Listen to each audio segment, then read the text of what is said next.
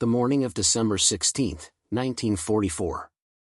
Somewhere in the fog-shrouded Ardennes forest of Belgium, an American anti-aircraft crew manning an M16 half-track heard something they hadn't expected.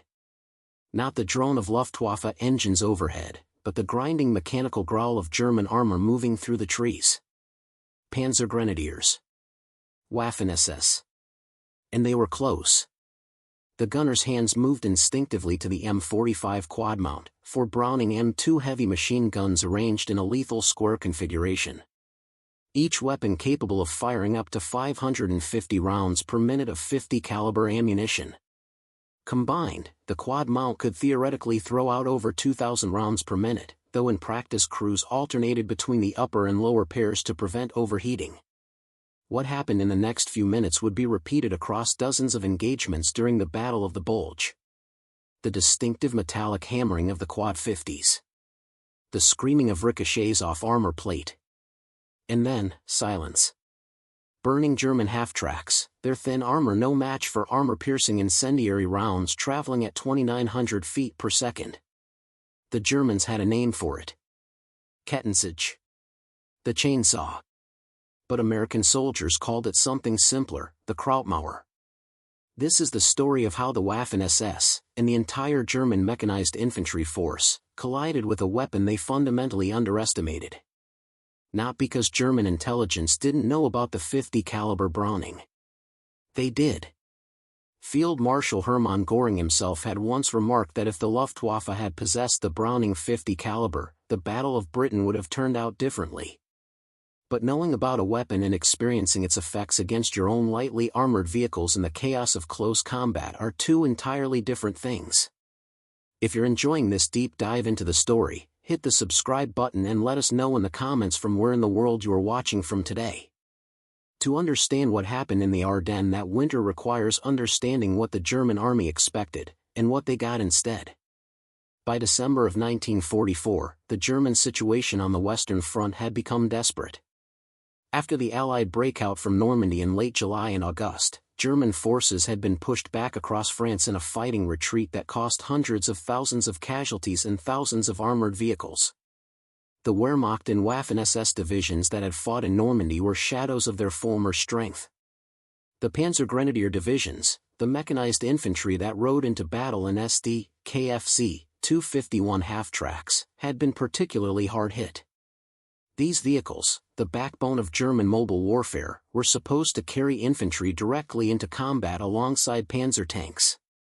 The 251 was an elegant design, an armored fighting vehicle built on a half-track chassis, with enough armor to stop rifle-caliber bullets and shell fragments, but light enough to maintain mobility across difficult terrain.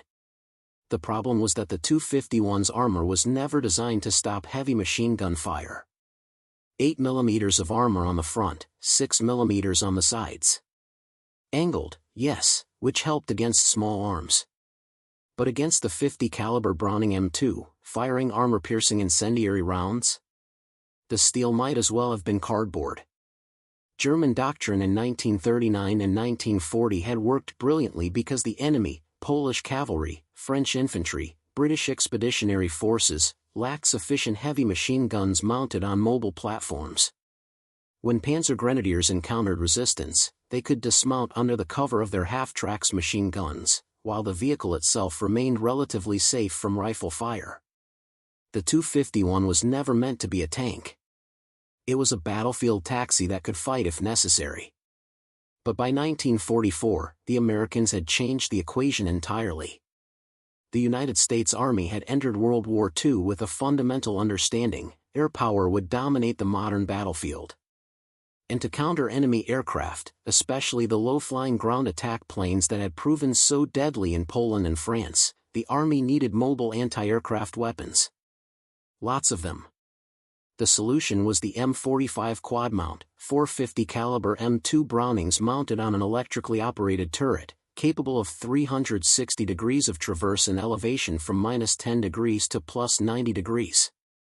These mounts were installed on M3 half-tracks to create the M16 multiple gun motor carriage, or mounted on trailers as the M51 and later M55 configurations. By the time of D-Day in June of 1944, the U.S. Army had deployed hundreds of these weapons to Europe. Each armored division was allocated an anti-aircraft artillery company equipped with 8 M15 combination gun motor carriages and 8 M16 quad 50 half-tracks. At Corps and Army level, entire anti-aircraft artillery battalions operated with 32 of each vehicle type. The official mission was air defense. Protect the ground forces from Luftwaffe attack. Protect supply convoys. Protect headquarters and artillery positions. The M16s were positioned near the front lines, ready to engage any German aircraft that approached at low altitude. But the Luftwaffe, by late 1944, was increasingly absent from the battlefield. Allied air superiority was nearly total. American and British fighter bombers roamed French and Belgian skies with impunity. The Thunderbolts and Typhoons and Mustangs were the ones attacking German ground forces, not the other way around. Which meant the M16 crews found themselves with powerful weapons and very few aircraft to shoot at. So they did what soldiers throughout history have always done: they adapted. They found new targets. The 50 caliber Browning M2, when fired from a stable mount against ground targets, was a devastating weapon. Each round weighed approximately 1.7 ounces, more than 3 times the weight of a .30-06 rifle bullet.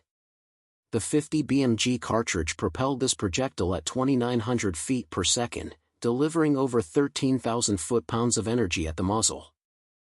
More importantly, the Army issued several types of ammunition for the M2. Ball ammunition for general use. Tracer rounds for marking targets. And armor-piercing incendiary rounds, the M8 API and M20 APIT, specifically designed to penetrate armor and set fire to fuel and ammunition. The M8 API round could penetrate 23 mm of face-hardened armor plate at 500 yards. The German SD, KFC, 251 half-tracks frontal armor was 8 mm. Its side armor, 6 mm. Even at extreme range, the 50 caliber API round would punch through as if the armor wasn't there. But the real killing power came from what happened after penetration. The incendiary compound in the base of the projectile ignited on impact with hard surfaces. When these rounds punched through the thin armor of a half-track, they carried burning fragments into the crew compartment. Fuel tanks ignited. Ammunition cooked off. Men caught fire. A single 50 caliber M2 was dangerous enough. The quad mount put 4 of them together, delivering a combined rate of fire that could be sustained for extended periods by alternating between gun pairs. In the ground support role, crews would typically fire the upper 2 guns, let them cool while firing the lower 2, then switch back. This allowed for nearly continuous fire without overheating any individual barrel. Against infantry in the open, the effects were horrific. Against lightly armored vehicles, they were absolute. The German Army knew about the 50 caliber Browning. Their intelligence had documented American armament thoroughly. They knew the specifications, the performance characteristics, the approximate numbers deployed. What they didn't fully grasp until too late was the tactical reality of facing these weapons in the ground role, concentrated in significant numbers, operated by crews who had become expert at engaging ground targets because there were no aircraft left to shoot. In the hedgerows of Normandy during June and July of 1944, M16 crews had discovered their secondary capability almost by accident. When German infantry or light vehicles approached American positions, the Quad 50s would open fire.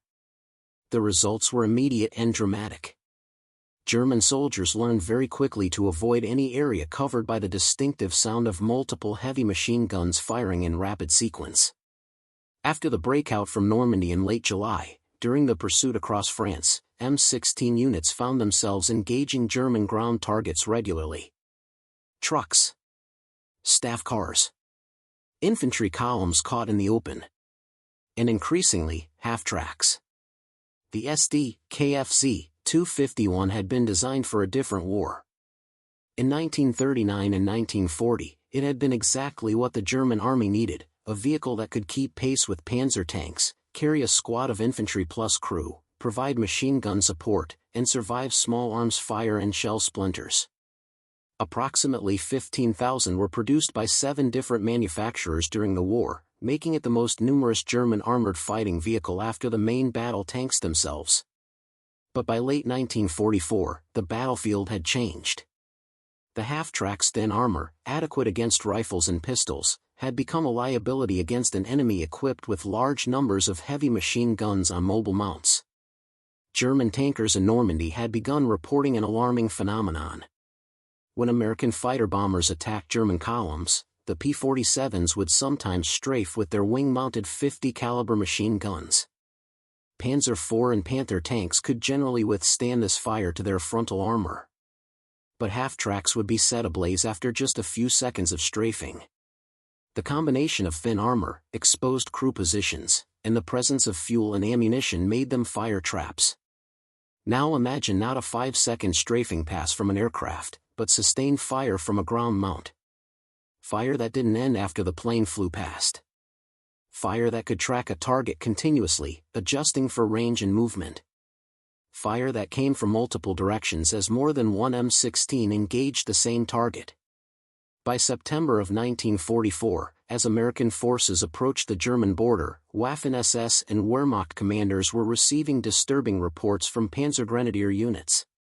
The American Fliehgräberkanonen, anti-aircraft cannon, were proving more dangerous to German ground forces than to the Luftwaffe. The reports described quad-mounted heavy machine guns that could destroy half-tracks at ranges of 500 yards or more. Fire so intense that an exposed 251 would be riddled with holes in seconds. Crews who survived described rounds punching through the forward armor plate, through the driver's compartment, and exiting through the rear doors. Described watching their vehicles erupt in flames before they could dismount. Described the sound, a continuous roar rather than the distinct hammering of single machine guns. But in September and October and November of 1944, as the Allied advance slowed and then stalled along the German border, these encounters remained relatively limited.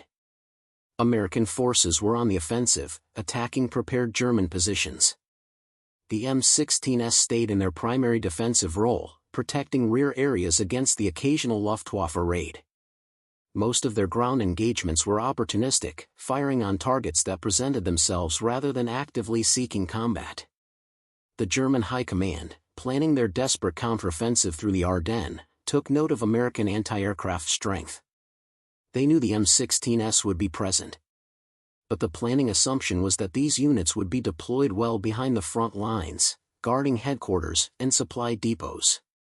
German armor and mechanized infantry, breaking through American defenses in the opening hours of the offensive, would bypass these positions and drive deep into the American rear before the AA units could react. It was a reasonable assumption based on Soviet and British deployments, where anti-aircraft units typically remained well behind front-line combat forces. What the Germans failed to anticipate was American doctrine, which integrated AA units much closer to the fighting. Those M16s weren't waiting in the rear. They were right there, in direct support of the units that would bear the brunt of the German offensive. The plan for Operation Wacht am Rhein, Watch on the Rhine, was Hitler's personal brainchild. The goal: smash through the thinly held American lines in the Ardennes, drive to the Meuse River, capture the vital port of Antwerp, and split the British and American armies. Force the Western Allies to negotiate a separate peace, allowing Germany to concentrate all forces against the Soviet Union in the East. The German order of battle for the offensive was impressive on paper. 3 armies. 28 divisions, including 13 Panzer and Panzergrenadier divisions. Approximately 410,000 men, 1,400 tanks and assault guns, 2,600 artillery pieces. The largest German offensive on the Western Front since 1940. But the reality was far less impressive. The divisions were under strength. The panzer units that had been devastated in Normandy and the retreat across France had been rebuilt with conscripts and whatever equipment could be scraped together. The vaunted mechanized infantry divisions, the Panzergrenadier formations that were supposed to exploit breakthroughs created by the panzers, were desperately short of their most important asset, half-tracks. In September of 1944, German armored divisions in the West had been authorized 2,564 SD, KFC, 251 half-tracks. They actually possessed 705, 27.5% of requirements. By December 16, the numbers had improved slightly. Authorized strength had been reduced to 1,645 vehicles. Actual strength, 1,337. 81.3% of the reduced requirement. Which meant that even at their rebuilt full strength, the German mechanized infantry units were operating with nearly 20% fewer half-tracks than their reduced table of organization called for. Many infantry squads that were supposed to ride in armored half-tracks were instead crammed into unarmored trucks or forced to march on foot. The half-tracks that were available were a mix of models. The OS-C variant, produced until late 1943, with its complex overlapping armor plates. The simplified OS-D, introduced in 1943 to speed production, with straight armor plates and fewer manufacturing steps. Both versions shared the same fundamental weakness: inadequate armor protection against heavy weapons. The Waffen-SS divisions assigned to the offensive, the 1st SS Panzer Division Leibstandarte Adolf Hitler, the 2nd SS Panzer Division Das Reich, the 9th SS Panzer Division Hohenstaufen, and the 12th SS Panzer Division Hitlerjugend, were supposed to be elite formations. But even they were under strength. The 1st and 12th SS Panzer Divisions each fielded only one tank battalion instead of the authorized two. Their Panzer Grenadier battalions were short of vehicles across the board. Still, on the morning of December 16, when the German artillery barrage opened at 05:30, the sheer weight of the assault achieved tactical surprise. American units in the Ardennes, 4 divisions spread across an 80-mile front, were either inexperienced units sent to the quiet sector for seasoning, or exhausted veteran divisions pulled back for rest and refitting. They were not expecting a major offensive. The initial German advance shattered several American units. 2 regiments of the 106th Infantry Division found themselves surrounded and were forced to surrender after several days of fighting. German armor punched through American lines in several locations. The roads into the Ardennes began to clog with German vehicles, panzers, assault guns, half-tracks, trucks, all pushing west as fast as the narrow roads and heavy traffic would allow. But the American response was faster than the Germans had anticipated. Eisenhower immediately ordered reinforcements to the Ardennes. The 82nd and 101st Airborne Divisions, resting in France after the bloody fighting in Holland, were loaded onto trucks and rushed north to block key road junctions. The 7th Armored Division moved south from Holland. The 10th Armored Division moved north from Patton's 3rd Army area. Within 24 hours, Allied reserves were moving toward the threatened sector. And with those reinforcements came their attached anti-aircraft units. The 796th Anti-Aircraft Artillery Battalion moved with the 82nd Airborne to the northern shoulder of the German penetration. The 955th AAA Battalion supported the 101st Airborne at Bastogne. The 447th AAA Battalion attached to the 7th Armored Division. The 413th AAA Battalion, the 746th AAA Battalion, the 482nd AAA Battalion, unit after unit rushed to the Ardennes, bringing their M15 and M16 vehicles into positions around key towns and crossroads. The Germans, expecting to overrun scattered American forces before reinforcements could arrive, instead found themselves facing a rapidly congealing defense. And when their columns of armor and mechanized infantry approached American positions, they encountered weapons they hadn't properly accounted for. On December 17, near the town of St. Vith, elements of the 1st SS Panzer Division Leibstandarte Adolf Hitler attempted to push past American blocking positions. The attack included Panther tanks, Panzer IVs, and multiple SD, KFC, 251 half-tracks carrying SS Panzer Grenadiers. American infantry, dug in along the approaches to the town, called for fire support. An M16 half-track from an attached anti-aircraft unit moved into position. The Quad 50 mount traversed toward the approaching German column. The gunner, who had spent months training to engage fast-moving aircraft, now had time to carefully aim at vehicles grinding up the road at 15 miles per hour. He could see the German infantry riding in the open-topped half-tracks. Could see the commanders standing in their cupolas, directing their units forward. The quad mount opened fire at approximately 400 yards. All 4 guns, synchronized. The sound was like nothing the SS troops had experienced. Not the sharp crack of rifle fire. Not the chattering of single machine guns. A sustained, thunderous roar. Orange tracers, every 5th round, streamed toward the German vehicles like a solid bar of light. The first half-track in the column seemed to shudder. Rounds struck the forward armor plate and punched through.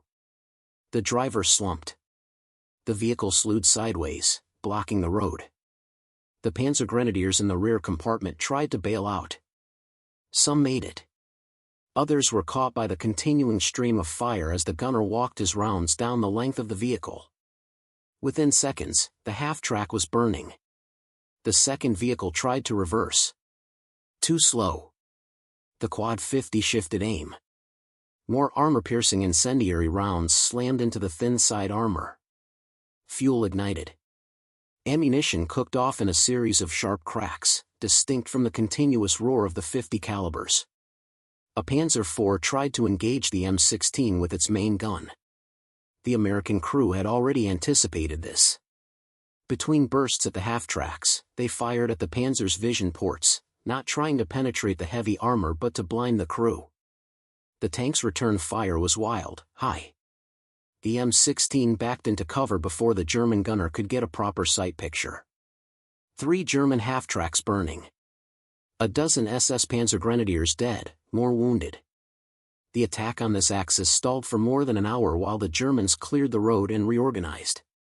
When they advanced again, they left the surviving half-tracks behind and sent the infantry forward on foot, supported only by tanks. It was a scene repeated dozens of times across the northern shoulder of the German offensive in those first few days. Near Malmedy. Around Stavelot. Along every road where American forces had managed to establish defensive positions and where, by chance or design, M16 or M15 vehicles had been positioned to engage German armor. The Germans quickly learned to fear the distinctive sound of the Quad 50s.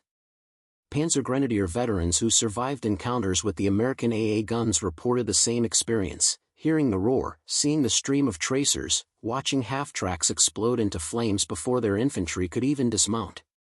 Some units began leaving their half-tracks several hundred yards behind the front line, moving infantry forward on foot to avoid exposing the vehicles to American heavy machine gun fire.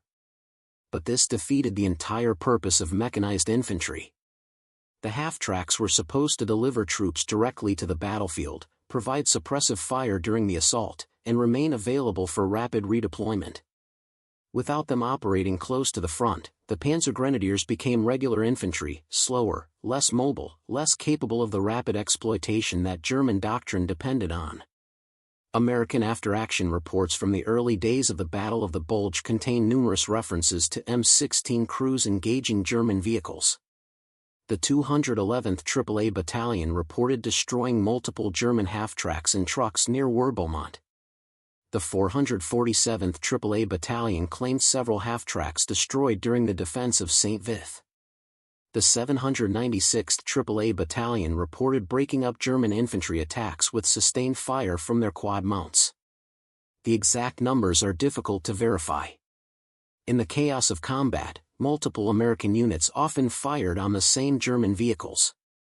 What one M16 crew reported as a confirmed kill might have been the same vehicle another unit claimed. Airstrikes and artillery also destroyed German vehicles.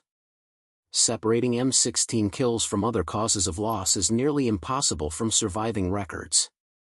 What is clear is the psychological impact. German commanders began reporting that their Panzer Grenadier units were reluctant to approach American positions in their half-tracks. That vehicles were being abandoned before reaching the line of contact. That the Americans' Verlingfliegerabwehrkanone, quad anti-aircraft cannon, was causing disproportionate casualties and disrupting attack timetables.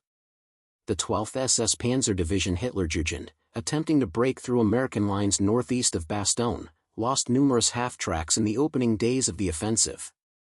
Survivors described approaching American positions and suddenly facing sustained heavy machine gun fire that seemed to come from multiple directions simultaneously. The division's after-action reports noted that infantry had to be committed to attacks without their armored support because the half-tracks could not survive the American fire. By December 20th, for days into the offensive, the German advance had slowed dramatically. The northern shoulder had held, anchored by American units at Elsenborn Ridge and St. Vith. In the center, the 101st Airborne Division held Bastogne, a critical road junction that the Germans desperately needed. To the south, Patton's Third Army was pivoting north to strike the German flank. The weather, which had grounded Allied aircraft and allowed the German offensive to make its initial progress, began to clear. On December 23, the sun broke through the clouds for the first time in days. Within hours, American and British fighter bombers were in the air, hunting German columns on every road leading to and from the front lines. The combination of air attack and ground-based heavy machine gun fire created a killing zone for German mechanized forces. Half-tracks that survived the fighter-bomber strikes were destroyed by M16s when they tried to approach American positions. Vehicles that avoided the Quad 50s during the day were caught by roving P-47s the next morning. The German half-track units were being systematically destroyed. Not in single catastrophic battles, but in dozens of small engagements across the entire front. A section of 251s destroyed here. A platoon ambushed there. Individual vehicles picked off by alert M16 crews who spotted movement and opened fire before the Germans could react. The survivors learned to move only at night, and even then only when absolutely necessary. They learned to scan for the distinctive silhouette of American half-tracks with the tall quad mount protruding from the rear. They learned that the sound of multiple heavy machine guns firing in sequence meant death for any lightly armored vehicle within range. But learning these lessons cost the Germans vehicles and men they could not replace. The town of Bastogne sat at the center of a web of roads in southern Belgium. 7 highways converged there, making it the single most important communications hub in the entire Ardennes region. Whoever controlled Bastogne controlled movement through the southern half of the battlefield. The Germans knew this. So did the Americans.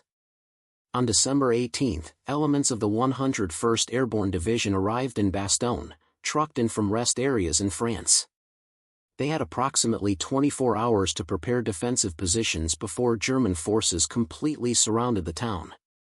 With them came Battery B of the 955th AAA Battalion, equipped with M15 combination gun motor carriages and M16 Quad 50 half-tracks. The 955th had trained for months to shoot down German aircraft. Now, with the Luftwaffe largely absent due to poor weather and fuel shortages, they would spend the next week engaged in almost continuous ground combat. The German forces surrounding Bastogne included elements of the 2nd Panzer Division, the Panzerlehr Division, and the 26th Volksgrenadier Division. They had tanks, assault guns, artillery, and multiple battalions of Panzergrenadiers mounted in SD, KFC, 251 half-tracks.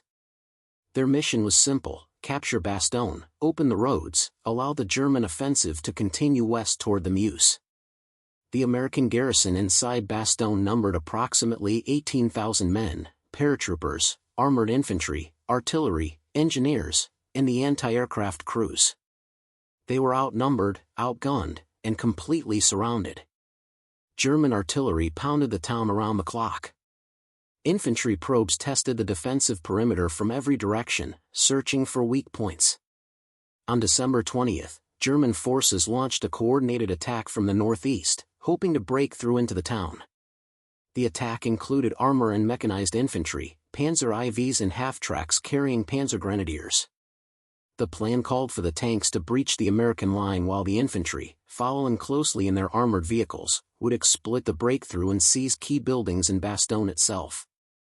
The American defensive line in that sector consisted of a company from the 501st Parachute Infantry Regiment, dug in along the woods at the edge of town. Behind them, in a carefully chosen position with clear fields of fire, sat 2 M16 half-tracks from the 955th AAA Battalion. The German attack began with an artillery barrage, then the armor rolled forward. The American paratroopers held their fire, waiting. They had bazookas, but not enough to stop multiple panzers. Their job was to deal with the infantry. The tanks were someone else's problem. The M16 crews watched through binoculars as the German vehicles emerged from the tree line 400 yards away. Counted the armor. 4 Panzer IVs in front. Behind them, moving more slowly through the snow, at least 6 half-tracks. Maybe more. The visibility in the blowing snow made precise counts difficult. The lead M16's commander made his decision. Let the panzers through. The paratroopers' bazookas and the anti-tank guns positioned deeper in the perimeter would handle those. The M16s would take the half-tracks. At 300 yards, the Quad 50s opened fire. The gunners had learned to aim for the driver's compartment first, kill the driver, immobilize the vehicle, then work over the passenger compartment and the troops in back. The first burst caught the lead half-track square in the front plate. Armor-piercing incendiary rounds punched through the thin steel. The vehicle lurched, turned sideways, stopped. The second half-track tried to evade, turning hard to the left. It exposed its flank. The second M16's gunner took the shot. 50 caliber rounds walked up the vehicle's side from rear to front, perforating the armor like tissue paper. The fuel tank ignited. Men bailed out the back, some on fire. Small arms fire from the American paratroopers cut them down. The remaining German half-tracks had seen enough. They reversed, backing away from the wall of tracers that seemed to be everywhere at once. But reversing a half-track through snow, under fire, with smoke obscuring vision, is nearly impossible to do quickly. 2 more vehicles were hit before they could reach cover. One burned. The other sat immobile, its engine destroyed, its crew either dead or fled. The German tanks reached the American line, broke through, and were destroyed by bazookas and anti-tank guns in close-range fighting. But without their supporting infantry, still back at the wood line, trying to reorganize after watching their half-tracks get shredded, the tanks were vulnerable. The attack failed. German casualties were heavy. The M16 crews claimed 4 half-tracks destroyed, 2 damaged. After-action estimates suggested 40 to 50 German infantry killed or wounded, most of them caught in or around the burning vehicles. It was one engagement, on one day, in one sector around Bastogne. But multiply it across all the approaches to the town, across all the days of the siege, and the cumulative effect becomes clear. German commanders could not maneuver their mechanized infantry close to American positions without risking catastrophic losses to the Quad 50s. Bastogne held. And when the weather cleared on December 23, allowing supply drops and air support, the siege effectively ended. The Germans maintained the encirclement for a few more days, but the decisive moment had passed. Patton's Third Army broke through to relieve the garrison on December 26. The 955th AAA Battalion's official history would later note that during the siege of Bastogne, the unit expended over 175,000 rounds of 50 caliber ammunition.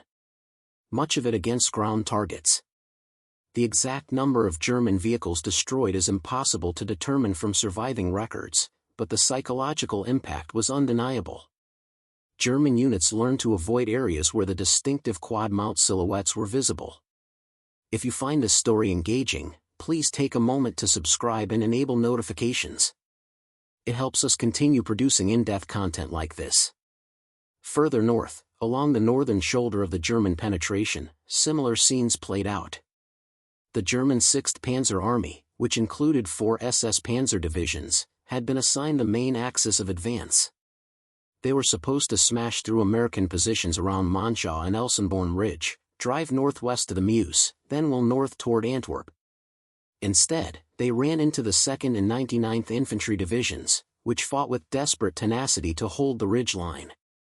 And when German armor and mechanized infantry tried to work around the American positions, they encountered concentrated anti-aircraft fire. The 482nd AAA Automatic Weapons Battalion, attached to the 9th Armored Division, found itself in direct combat almost from the opening hours of the offensive. The battalion's M15 and M16 vehicles were spread across the northern sector, supporting various infantry and armored units trying to contain the German breakthrough. On December 17, near Malmedy, an M16 from the 482nd engaged a column of German vehicles attempting to bypass American roadblocks. The engagement lasted less than 5 minutes. When it was over, 3 half-tracks were burning, a truck was destroyed, and German infantry were falling back in disorder. The M16 crew reported expending approximately 800 rounds of 50 caliber ammunition. 800 rounds sounds like a lot. But at a combined rate of fire exceeding 2,000 rounds per minute when all 4 guns fired together, 800 rounds represented less than 30 seconds of continuous fire.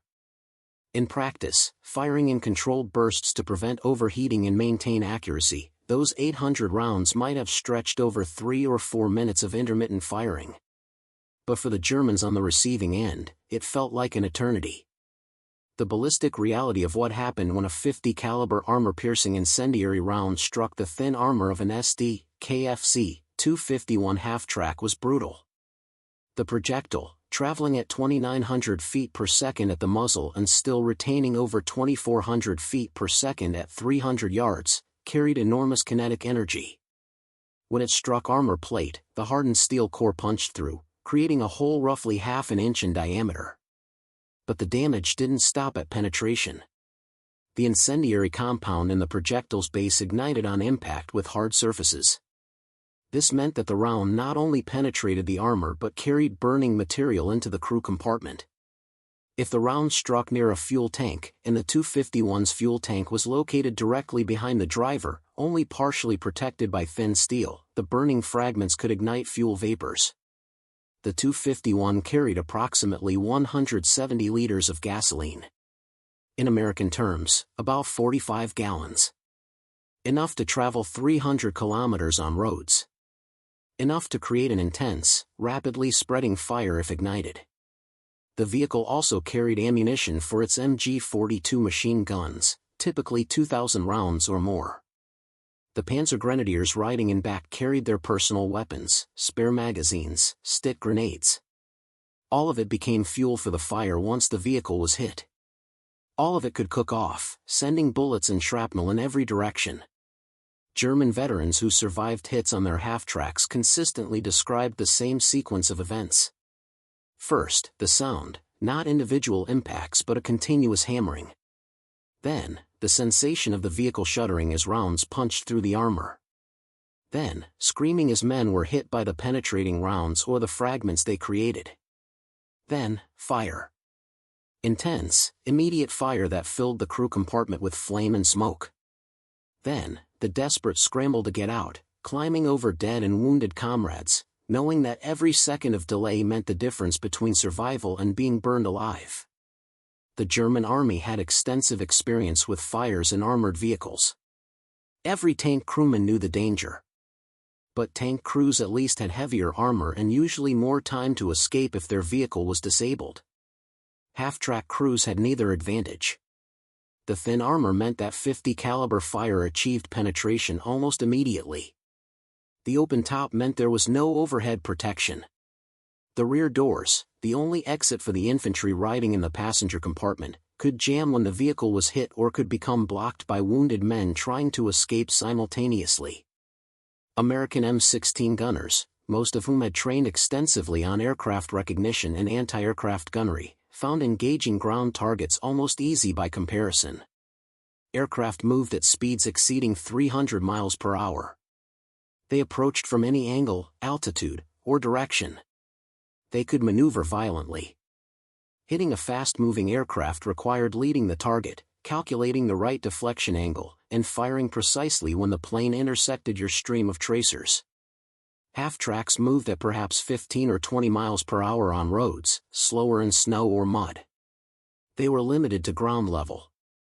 They followed roads or at least relatively flat terrain. They couldn't maneuver violently without risking overturning. Against such targets, the Quad 50 was almost perfectly suited to the task. The M45 quad mount's power traverse and elevation meant the gunner could track targets smoothly, keeping the reticle on the target while firing. The electric drive was powered by 2 6-volt batteries, recharged by the half-track's engine. This eliminated the physical strain of manually traversing and elevating heavy guns, allowing the gunner to maintain accurate fire for extended periods.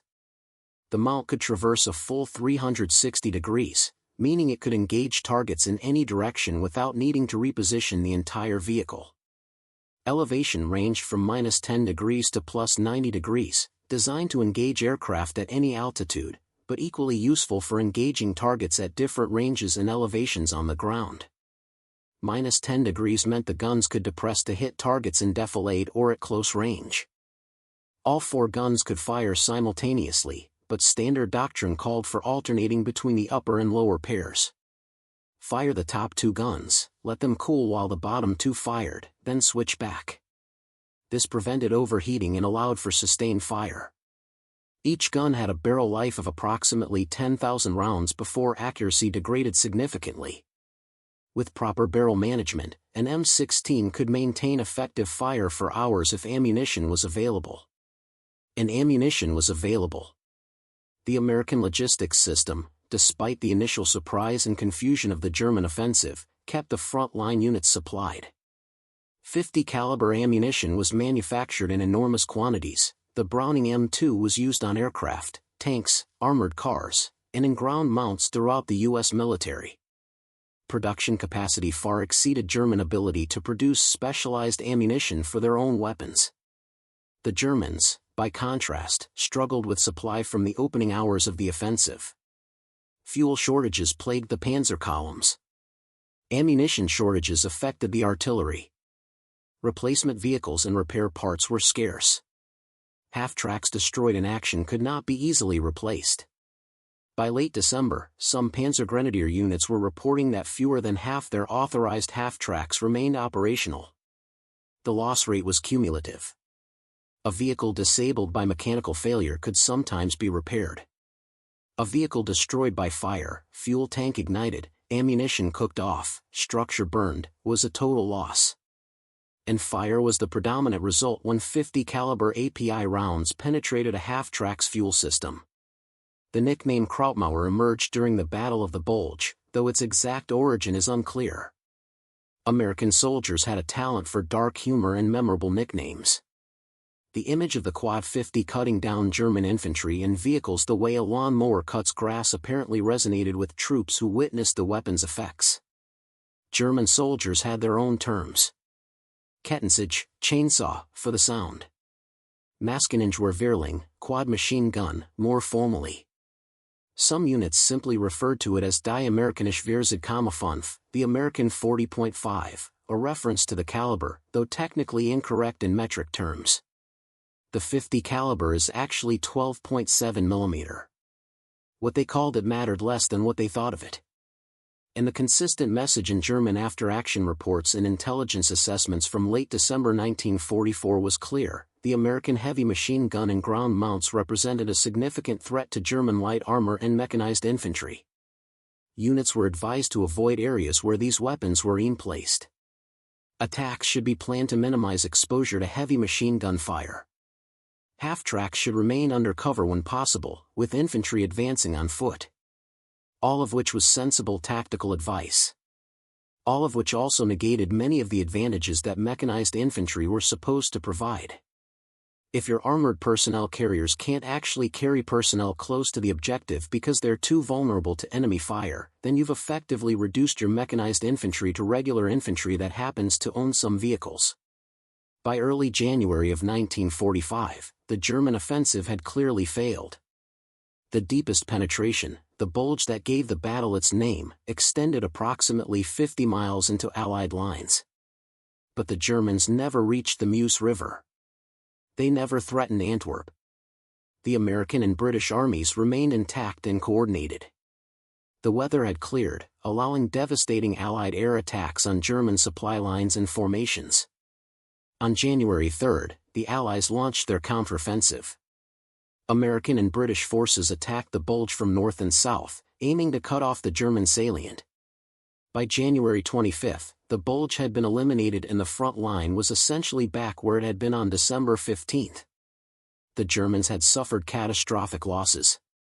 Approximately 100,000 casualties, killed, wounded, missing, or captured. 700 to 800 tanks and assault guns destroyed or abandoned. Hundreds of other vehicles lost. Irreplaceable fuel consumed. Ammunition expended that could not be replaced. Among those vehicles lost were hundreds of SD, KFC, 251 half-tracks. Some destroyed by fighter-bomber attack.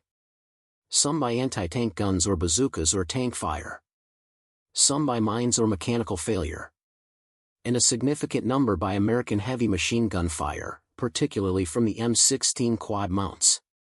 The exact number of half-tracks destroyed specifically by .50 caliber fire cannot be determined from surviving records. The Americans claimed large numbers, but battlefield claims are notoriously unreliable. Multiple units would claim the same vehicle. Damaged vehicles were sometimes counted as destroyed. Vehicles that were actually destroyed by other means might be attributed to the wrong weapon system. But even allowing for overclaiming and confusion, the evidence is clear that American anti-aircraft units in ground combat roles destroyed substantial numbers of German light armored vehicles during the Battle of the Bulge. The psychological impact on German mechanized infantry was real and documented. The tactical adaptations German units made, keeping half-tracks farther from the front, advancing infantry on foot, were direct responses to the threat posed by concentrated heavy machine gun fire. The irony is that the Germans had the technical knowledge to predict this outcome. Their intelligence services had documented the .50 caliber Brownings specifications. Their testing facilities had examined captured American weapons and ammunition. They knew the armor-piercing capabilities of the .50 BMG round. They knew the thin armor of their own half-tracks. What they failed to fully appreciate was the tactical employment. German anti-aircraft units typically deployed well behind the front lines, focused exclusively on air defense. Soviet anti-aircraft weapons were similarly employed. British AA units occasionally engaged ground targets, but not with the frequency or aggression that became standard American practice. The American doctrine of integrating AA units into ground combat operations when air threats were minimal was relatively unique. It emerged from practical experience in North Africa and Italy, was refined in Normandy, and became standard practice by the Battle of the Bulge. German intelligence had noted this trend but apparently did not fully communicate the implications to operational commanders planning the Ardennes offensive. Field Marshal Hermann Göring's comment about the .50 caliber Browning, that the Luftwaffe could have won the Battle of Britain with such weapons, takes on additional meaning in this context. Göring was thinking about air-to-air combat, about German fighters armed with .50 caliber machine guns instead of their lighter rifle caliber weapons. But the real lesson of the Browning M2 in World War II was its versatility. The same weapon that could destroy aircraft could destroy light armor. The same gun that could be mounted in a bomber's turret could be mounted on a half-track or a tank or a ground tripod. The Germans had actually developed their own heavy machine gun earlier in the war, the 13.2mm MG-131. It was used primarily in anti-aircraft roles. But production was limited, and the weapon was not widely integrated into ground combat roles the way the .50 caliber was in American service. German ground doctrine emphasized specialized weapons for specialized roles. Anti-tank guns for tanks. Machine guns for infantry. Anti-aircraft guns for aircraft. The American willingness to use the .50 caliber against any target that presented itself, aircraft, vehicles, bunkers, infantry, represented a different philosophy. After the Battle of the Bulge, as Allied forces advanced into Germany itself, the encounters between American M16s and German half-tracks continued. But the nature of the fighting changed. The Germans were now defending their own territory, fighting from prepared positions. The half-tracks, what remained of them, were used more cautiously. Dug in. Camouflaged. Used as static weapons platforms rather than as mobile troop carriers. The crossing of the Rhine River in March of 1945 provided one final demonstration of the M45 quad mount's capabilities, this time primarily in its design role as an anti-aircraft weapon, but with significant ground combat components. On March 7, elements of the 9th Armored Division captured the Ludendorff Bridge at Remagen, one of the last intact bridges across the Rhine. The Germans immediately launched frantic attempts to destroy the bridge, using everything available: artillery, V-2 rockets, frogmen, and the Luftwaffe. The 482nd AAA Battalion was one of the first American units across the bridge. Their M16s dug in along the riverbanks, creating overlapping fields of fire above the crossing site. When German aircraft appeared, the Quad 50s opened up. When German ground forces attempted to approach the bridgehead, the same guns engaged ground targets.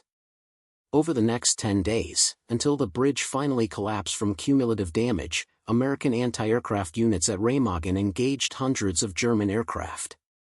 The M45 quad mounts were credited with 30% of the aircraft shot down, a remarkable percentage, considering that heavier AA weapons like 37mm and 40mm guns were also engaged. But the Quad 50s also engaged ground targets.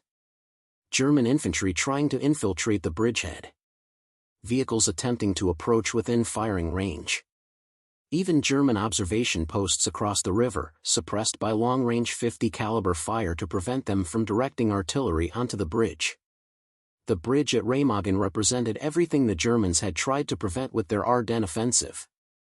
Allied forces established on the east bank of the Rhine, with a secure supply line, ready to drive deep into Germany. And protecting that bridgehead were, among many other weapons, the same M16 Quad 50s that had shredded German half-tracks in the Ardennes forest 3 months earlier. By the time Germany surrendered in May of 1945, the Browning M250 caliber machine gun had established itself as arguably the most versatile heavy machine gun of the war. It had served on aircraft, on tanks, on half-tracks, on jeeps, on ground mounts. It had engaged aircraft, tanks, half-tracks, trucks, bunkers, infantry. It had been used in every theater of the war by American forces and, through Lend-Lease, by Soviet and British forces as well. Production during the war exceeded 2 million weapons. Billions of rounds of 50 BMG ammunition were manufactured. The weapon would go on to serve in Korea, Vietnam, and every American conflict since. In 2025, more than 80 years after its adoption, the M2 Browning remains in frontline service with the U.S. military and dozens of other armed forces worldwide. But in December of 1944, in the frozen forests of the Ardennes, its role was simpler and more immediate. It was the weapon that shredded German half-tracks. The weapon that broke up German infantry attacks. The weapon that German soldiers learned to fear more than many others on the battlefield. The Waffen-SS and Wehrmacht units that attacked through the Ardennes had expected to face American infantry, American tanks, American artillery. They had prepared for those threats. What they had not fully prepared for was the concentration of heavy machine gun fire, delivered from stable mounts, operated by crews who had become expert at engaging ground targets, protected by enough armor to survive small arms fire, mobile enough to reposition rapidly. The specific number, 89 half-tracks destroyed, cannot be verified from historical records. The chaos of the Battle of the Bulge, the multiple units engaged across a wide front, the confusion of overlapping claims, and the incomplete survival of German loss records make precise accounting impossible. But the broader truth is undeniable. German mechanized infantry units suffered severe losses during the Battle of the Bulge.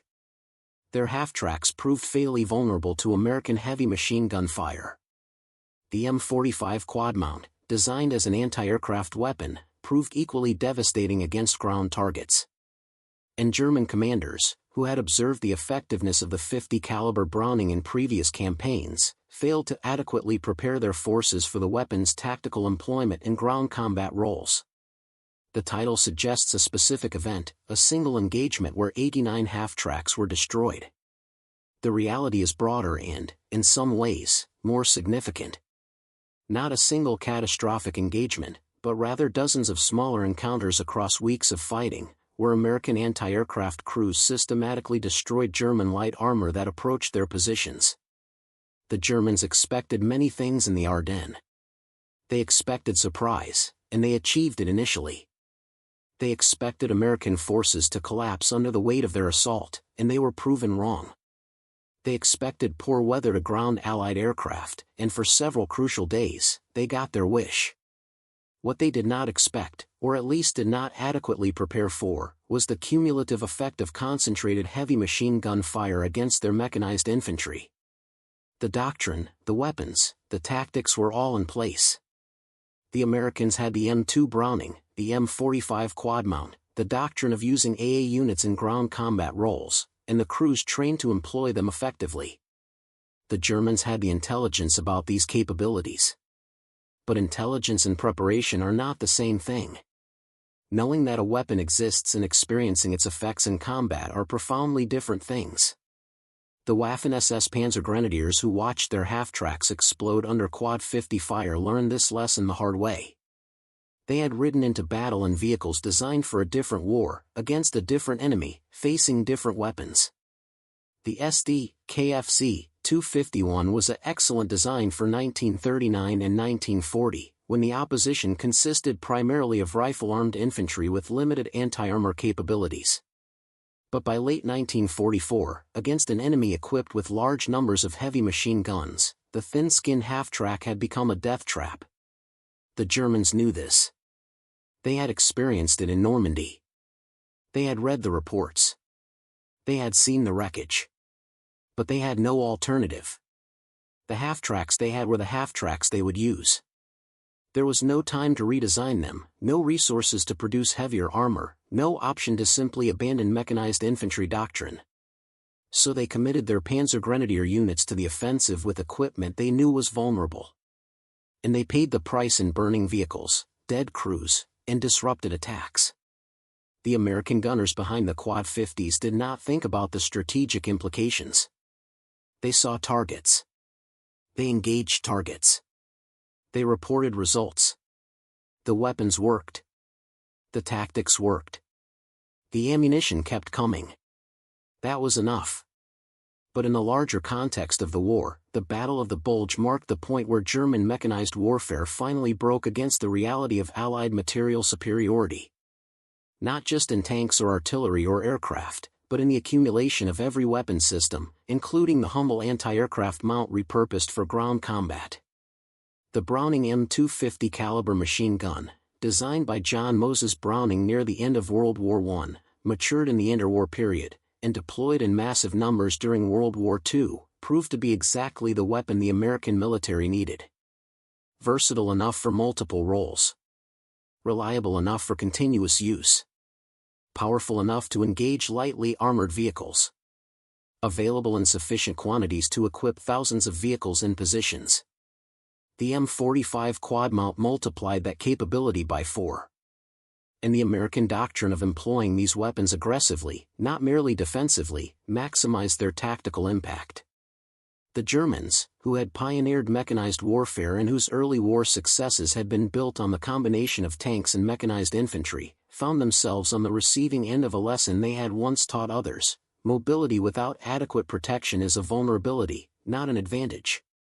The SD, KFC, 251 had been mobile. It had moved Panzergrenadiers rapidly across the battlefields of Europe for 5 years. But in the Ardennes, in the winter of 1944 and 45, that mobility counted for nothing when American Quad 50s had clear fields of fire. The half-tracks could not maneuver fast enough to evade. Could not survive long enough to close with American positions. Could not provide enough protection for their crews. And so they burned. On roads throughout the Ardennes. In forests and fields and towns. Burning hulks of armored vehicles that had carried some of Germany's best remaining soldiers into what would be their final major offensive of the war.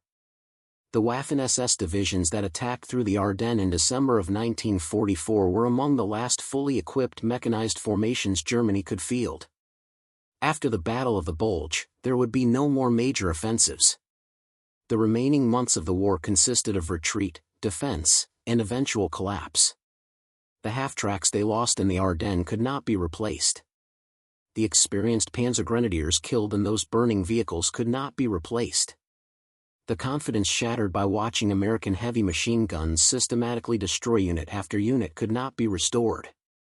In war, sometimes the most significant victories are not the dramatic breakthroughs or the climactic battles, but rather the steady, unglamorous work of weapons and crews performing their mission day after day. the M16 crews who manned their Quad 50s through the bitter cold of the Ardennes winter were not heroes in the dramatic sense. They did not charge enemy positions or hold impossible ground against overwhelming odds. They sat behind their guns. They tracked targets. They fired when targets appeared. They reloaded.